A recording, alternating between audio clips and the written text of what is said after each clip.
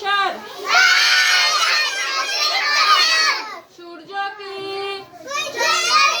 সূর্য একটি বিশাল নক্ষত্র। একসাথে বলো, সূর্য একটি বিশাল নক্ষত্র। সূর্য একটি বিশাল নক্ষত্র।